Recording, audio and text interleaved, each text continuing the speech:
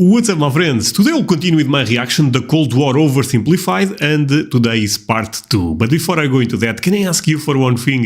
If you can leave a like on this video, thank you so much for that, my friend. This is the best way to show support. If you can subscribe, oh man, in that case, you make my day. Have that in consideration. Of course, check part 1 of the Cold War. But yeah, let's continue with this. Part 1 was amazing. I expect great stuff on this. This video was made possible by Skillshare, an online learning community where you can learn just about anything. Support my channel by signing up using the link below and get your first 2 months for free. Sure. For anyone who thinks recent US history has never been as crazy as it is right now, allow me to present to you the 1960s, extreme cultural division, major political assassinations, and the closest the world has ever come to nuclear apocalypse. Shocked by the CIA's intrusive methods for putting down socialism in Latin America, a certain Fidel Castro met with a certain Che Guevara in a bar in Mexico City, and the two of them decided they should grow some awesome beards and overthrow the Cuban government, which is exactly what they did. Cuba had been America's summer playground, and America didn't like seeing a communist regime being set up in its own backyard. So the US immediately began training up Cuban exiles to invade Cuba and overthrow Castro. However, as the day of the operation came closer, Kennedy wanted to conceal any US involvement in the plan, so he massively scaled back American air support, and as a result, the Bay of Pigs invasion was a humiliating defeat for America. But Castro felt there was still... Oh no, this was a mistake by the president, right? an impending US threat to his regime. Meanwhile, in the Soviet Union, Khrushchev had a lot of medium-range nuclear missiles that couldn't reach America, but they could if they were positioned, say, on an exotic Caribbean island off the coast of Florida. Hey, I'm a communist who hates America. You're a communist who hates America. You know what that means? We should fall in love. I was just gonna suggest you set your missiles up in Cuba. Oh, no, you're right. That's a better idea. Much better. Be still, my beating heart. On October 14th, 1962, a U-2 spy plane over Cuba noticed something strange. Sir, you need to look at this photograph. You're right. That's the cutest dog I've ever seen. But I was referring more to the Soviet missiles. America freaked out as they realized what was going on. They were completely vulnerable. So this was the Cuban missiles crisis, right? Honestly, this... Correct me if I'm wrong, my friends, but this was not well managed, right? I think this could have been avoided. Because if Russia puts missiles right there, America is in real dangerous. Oh boy. They had to act fast. They knew that airstrikes or an invasion of Cuba would likely mean nuclear war with the Soviet Union. So Kennedy came up with another idea, a blockade. The US Navy announced it would stop and search any Soviet ships heading to Cuba and would sink any that did not comply. In response, the Soviet put its military into full combat readiness. The US did the same and began drawing up plans for an attack on Cuba. Things were escalating fast, and both superpowers were getting ready for World War III. Emergency communication... Oh man, so I knew there was a lot of tension, but this was really close. Man, it's crazy how the world could have changed so much if one small detail is different, right? I guess that's the butterfly effect, but in a bigger scale when it comes to nuclear type of stuff. Between the two sides broke down as Khrushchev rejected Kennedy's demands for the missiles to be removed. And for the first time in history, US Strategic Air Command moved to DEFCON 2. DEFCON 1 means nuclear war. The Soviets shot down a U-2 spy plane over Cuba. A Soviet nuclear submarine in the Caribbean mistakenly believed war had already broken out, and 2 of the senior officers gave the go-ahead to fire its nuclear torpedo. Thankfully, the 3rd senior officer, this beautiful man, refused to authorize the decision. The US finalized its preparations, and I kid you not, the day before the US were set to decide the day and time for the Cuban invasion, Khrushchev was like, hey, you know if you just removed your missiles from Turkey, we'd remove ours from Cuba? Yeah, that sounds good to me. It was a bit more complicated than that, but... Holy moly, that was almost got anxious watching this. This was so close, it's crazy. So this, I did not study this in school. I know a bit about the Cold War, but I never looked very deep. Oh wow. This was really, really close. Am I crazy about this? I don't think so, right? Or is the video over-exaggerating how close this was? But at the last second, the two sides finally came to an agreement. Soviet missiles were shipped out of Cuba, and the world breathed one gigantic sigh of relief. Except for one guy, who was bloody livid. Phew! Let's hope that's the biggest crisis of my presidency. Unfortunately for him, his presidency was to end with one. Having nearly blown up the planet, a few changes were made. First, the superpowers agreed to a limited test ban treaty. Secondly, the Soviets ousted Khrushchev and replaced him with Leonid Brezhnev, who was a kisser. He liked to kiss. Both sides were deeply concerned at the What was that? What? prospect of nuclear war, but still, the arms race raged on throughout the 60s and 70s. US intelligence worked out that the Soviets' nuclear arsenal was not as powerful as they previously thought, but in fact, it was America that held the advantage. ABMs and MIRVs were developed, and the doctrine of MAD. If both sides knew they would be completely destroyed by a nuclear war, neither would. My friends, I'm actually... So, I have people that live through those times, and then you are probably watching this video right now. There was a lot of fear in America about this, or don't you guys, or the population was not that aware? But I assume it was, because I can imagine how scary this was in the 70s, maybe even in the 80s. It seems crazy times. Risk starting one. But even without war, the world was already feeling the effects of nuclear weapons. In 1966, above the pleasant town of Palomares in Spain, a US bomber collided with a tanker mid-air, and 4 hydrogen bombs fell and landed near the town below. It hasn't exploded, so I'm sure everything's fine. Whoa, boy. Hey, I wouldn't eat that if I were you. Okay. What were you gonna do today? Go for a swim? Yeah, I wouldn't. Are you breathing right now? Yeah? Yeah. I wouldn't. It took the Americans 2.5 months to find. That was close to Portugal. How I not aware of this? Okay. Find one of the bombs, which had gone missing in the ocean. This was the 14th time America had lost a nuclear bomb since 1950. Nobody knows how many bombs the Soviet Union lost. So sleep well tonight. After Kennedy's assassination, Vice President Lyndon B. Johnson took over, and he inherited a developing crisis in the East.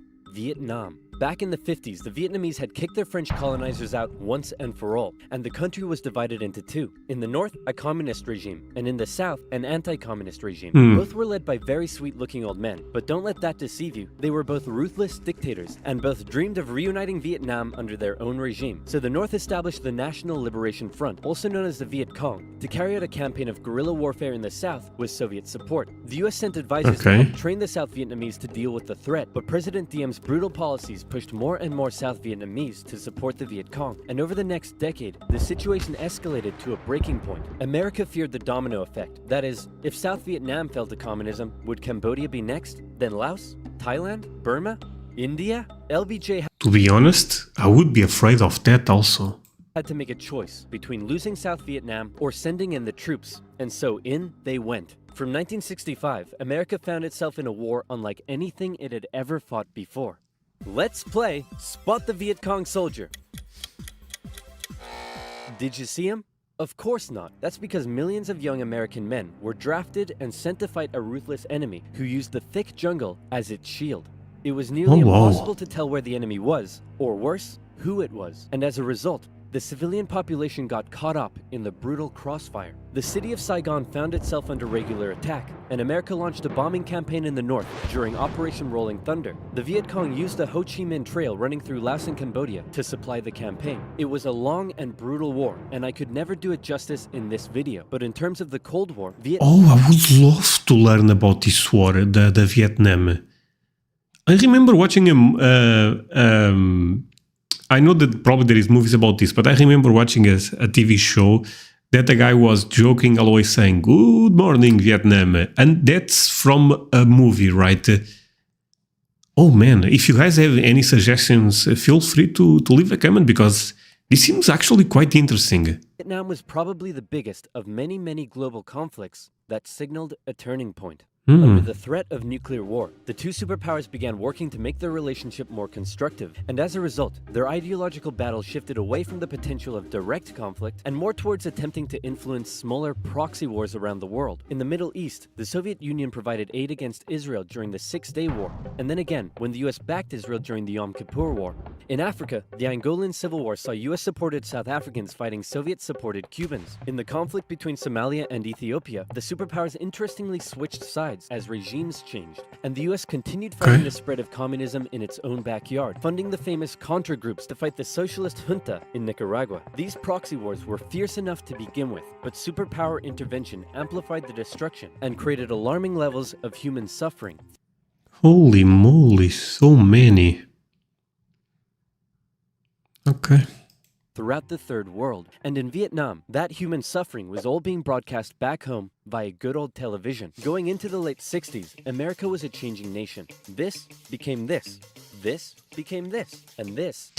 Okay, I know I asked too much questions, but I never understood this, hippie movement. America was a changing nation. This became this.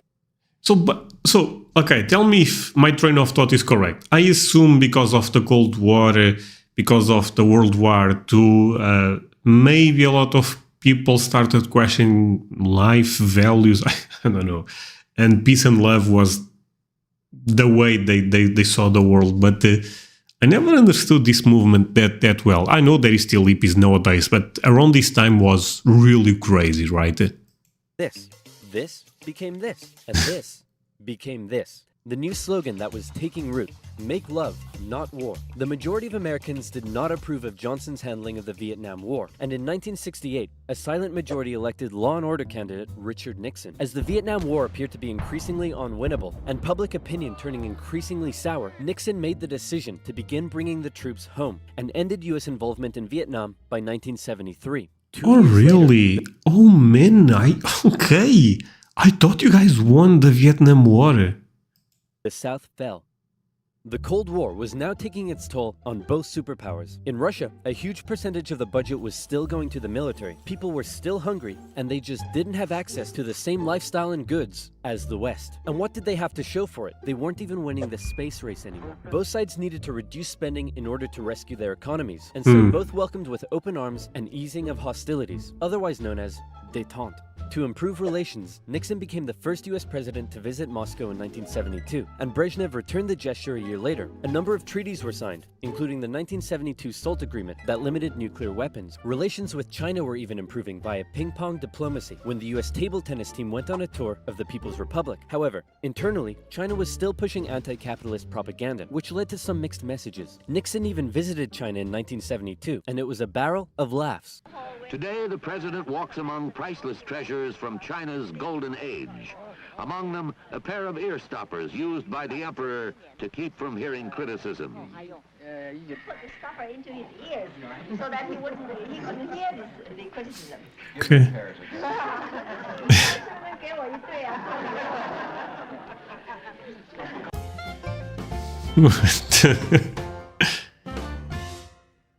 Everything was going great for Nixon, until it was uncovered that back home he was being a very naughty boy and violating constitutional protocol. I'm announcing today my resignation as president, and I'm passing... Watergate scandal? What is that? Sorry. Everything was going great for Nixon, until it was uncovered that back home he was being a very naughty boy and violating constitutional protocol. I'm announcing... Okay, but that does not tell me a lot. Today my resignation as president, and I'm passing the office to my vice president, Gerald Ford. Wow, you mean in America the people can actually remove their leader when he breaks the law? Why not just rule by force? Where's the corruption? And my first act as president is to pardon Nixon. Ah, there it is. After the whole fiasco, Americans decided what they really wanted was just a nice, safe guy who wouldn't cheat on them. So they elected Jimmy Carter, and the two sides met in Vienna where they signed yet another strategic arms limitation treaty. It's an honor, Premier Brezhnev. Likewise, President Carter. Please don't do that. That's not to say there was no longer any tension between the two sides, because there was. Heaps of it. Once again, the Soviet Union put down further attempts at reform and rebellion in the Eastern Bloc. The Euro missile crisis saw new and improved classes of intermediate-range missiles being deployed in Europe. In 1979, the Soviets thought it would be a good idea if they had their own Vietnam and invaded Afghanistan to prevent a US-sponsored Islamic insurgency. And in response to these various crises, Olympic Games were boycotted. Conservatives were concerned that US policy had become too soft, and in 1980, they decided they wanted a president who would be tough on communism, so they elected Ronald Reagan. And Reagan came in guns blazing. Concerned at the Soviet Union's human rights violations, he made a speech calling them an evil empire. And he also wanted to renew the arms race using technological advances in computing and lasers. He came up with the Space Defense Initiative, also known as Star Wars, which was basically a big defensive anti-nuke shield around the country. But a lot of people thought it was a pretty dumb idea. The Soviet... Wait, okay, he's not messing around, actually. Okay, I mean, Soviet Union perceived this shift in rhetoric as the USA getting ready for war, and they were feeling especially threatened as their relationship with their communist ally China had broken down. Relations took a big hit in 1983 when the Soviets shot down a Korean airliner that had strayed into their airspace, and it looked like the world was going right back to mid-20th century Cold War tension. But then Brezhnev got really old and died, and was replaced by this guy who was really old and died, and was replaced by this guy who was really old and died, and he was replaced by Mikhail Gorbachev. Coming into office in 1985, he was the real game changer. His philosophy differed a lot from previous Soviet leaders. He felt that the reason the Soviet system and economy was struggling was that it didn't allow the Soviet people to find satisfaction in their work, because they weren't allowed to speak freely and lived in fear. Gorbachev wanted the Soviet people to be happy, but unlike previous Soviet leaders, he actually made the change happen. Within the first couple of years, he began the political movement for more openness and transparency, and the restructuring of the Soviet political and economic systems. And change very quickly took effect. People could criticize the government, they could enjoy Western pop culture, the media interviewed Margaret Thatcher, but most importantly, the Soviet people could now enjoy Pizza Hut. All hail to... Okay. Honestly, great president, right? I mean, he's at least trying to give some rights to his people, and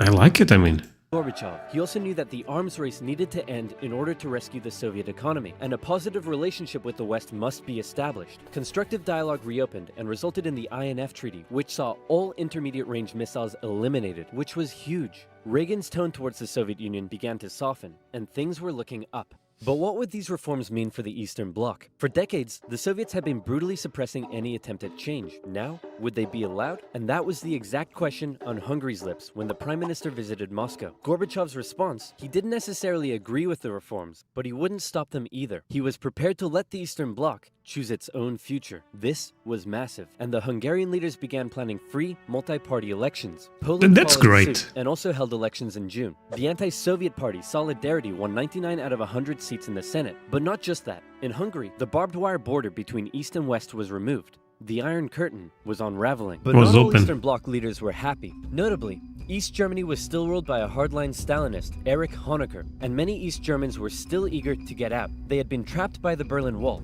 but now they were doing the math. If they could travel to Hungary, and Hungary's border with the West was loosening, could they now make it to the West? That summer, East Germans decided Hungary was the latest top holiday destination. They traveled there in droves, and using various methods, tens of thousands crossed the border into Austria. Honestly, and I know this is unrelated, and some people may not like my comment, to be honest, but I don't get why there is still people that defend communism. I don't get it. I mean, don't you guys know history? Don't you guys see this type of stuff does not work at all?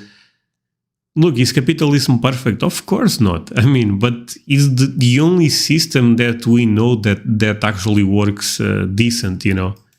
And the West. Honecker was furious, and Bloc traveled to Hungary, but that civil liberties train had started rolling, and it wasn't stopping. Thousands more flocked to the West German embassy in Prague, where they stormed the fence around the embassy gardens, and a temporary refugee camp was set up. In September, deals were struck to allow the refugees to travel west via train.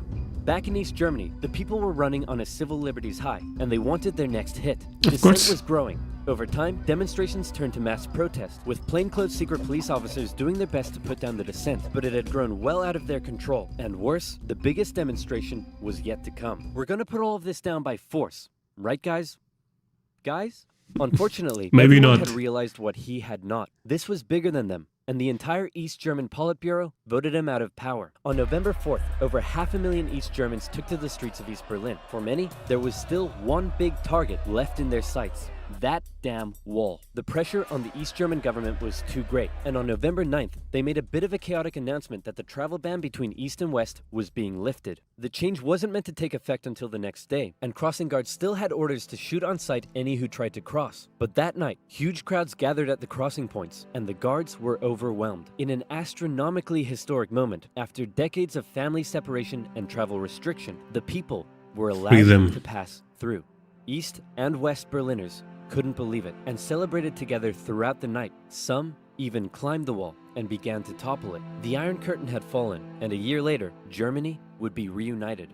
Elections in Bulgaria, a peaceful revolution in Czechoslovakia, and a violent one in Romania brought to an end communist authority in the Eastern Bloc. America decided it would be best if it just stayed away and let the change happen, as the anti-communist movement continued all the way back to Moscow. Gorbachev had given the people the freedom to demonstrate. Now, they demonstrated for an end to the communist single-party rule, and Gorbachev had to give in. For the first time in history, elections were held in which candidates not officially endorsed by the party were allowed to run. Ambitious rival of Gorbachev, Boris Yeltsin, led a growing democratic movement. Now things here get quite confusing, and the dissolution of the Soviet Union is a complicated topic. So believe me, this is oversimplified, but it went a little bit like this. The Soviet Union was made up of a number of smaller Soviet republics, the largest of which was Russia. Yeltsin got himself elected the president of Russia and began a struggle for sovereignty against Gorbachev and the greater Soviet Union. Communist hardliners were horrified at what Gorbachev was allowing, so they briefly kidnapped him and tried to set up their own emergency government. But Yeltsin and his supporters all gathered around the White House in Moscow and were like, no, we have a tank. So the hardliners had to concede and released Gorbachev. Wow, thanks Boris. That was a close one. No problem. And thanks to you for all the great freedom you've given us. Anytime, pal. And just to inform you, I've used that freedom you've given us to go behind your back and make a deal with Ukraine and Belarus to dissolve the Soviet Union and set up the Russian Federation. In other words, you're no longer in charge. I am. Dude. Yeah. So uncool. And so decades of tension and the everlasting threat of nuclear war finally came to an end as democratic governments were established in many of the old Soviet republics, and the world got along together forever after. Right, guys? Hey, this modern art thing is growing on me. Where can I learn to do that? Skillshare. Skillshare is an online learning community with classes in design, technology, Great video. business, and more. He's all Learn how right. to code your own games and apps. Learn a musical instrument. Learn how to animate. Okay, you guys, I normally don't skip the ad, but you guys already know about Skillshare. First 500 people to use. Yeah, this is the end. My friend, thank you so much for watching. I really appreciate that. I thought this was a great video.